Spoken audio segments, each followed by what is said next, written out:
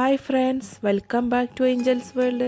അപ്പോൾ ഇന്നൊരു കട്ടൻ മിഠായിയുടെ റെസിപ്പി ആയിട്ടാണ് വന്നിട്ടുള്ളത്. അപ്പോൾ പഴയ കാലത്ത് ഒരുപാട് കഴിച്ചിട്ടുള്ളൊരു ഐറ്റമാണ് ഈ കട്ടൻ മിഠായി എന്ന് പറയുന്നത്. അപ്പോൾ അത് നമുക്ക് വീട്ടിൽ തന്നെ എളുപ്പത്തിൽ തയ്യാറാക്കിയെടുക്കാം. അപ്പോൾ നമുക്കിത് ഉണ്ടാക്കുന്നത് എങ്ങനെയെന്ന് നോക്കാം. അപ്പോൾ അതിന് വേണ്ടിയിട്ട് ഇവിടെ ഒരു പാൻ അടുപ്പത്ത് വെച്ചിട്ടുണ്ട്. അത് ചൂടായാൽ അതിലേക്ക് 1/2 കപ്പ് ബട്ടറാണ് ഒഴിച്ചു കൊടുക്കേണ്ടത്.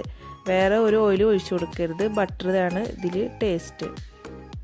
അതിനുശേഷം അതിലേക്ക് 1 കപ്പ് മൈദ ചേർത്ത് കൊടുക്കാം.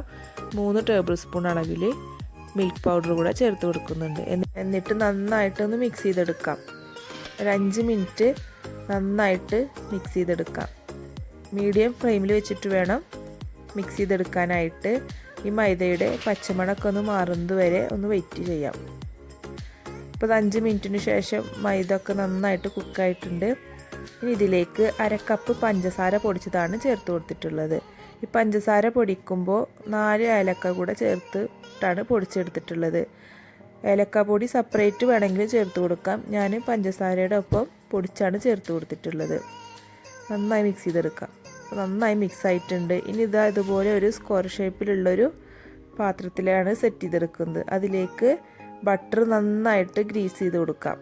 അതിന് ശേഷം ഈ മിക്സ് അതിലേക്ക് ഇട്ട് കൊടുക്കാം.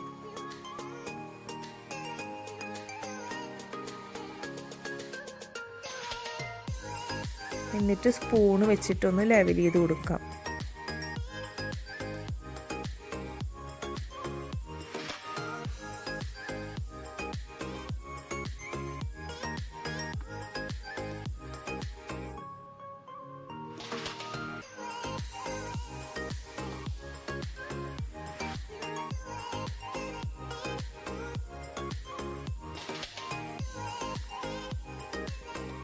ഇതുപോലെ നന്നായിട്ട് ലെവൽ ചെയ്തതിന് ശേഷം അരമണിക്കൂർ തണുക്കാനായിട്ട് വെക്കാം.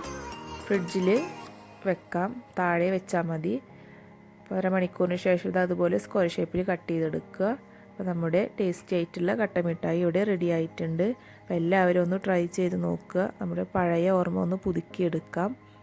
അപ്പോൾ വീഡിയോ ഇഷ്ടമായി ലൈക്ക് ചെയ്യുക, ഷെയർ ചെയ്യുക, സബ്സ്ക്രൈബ് ചെയ്യുക. Thanks for watching.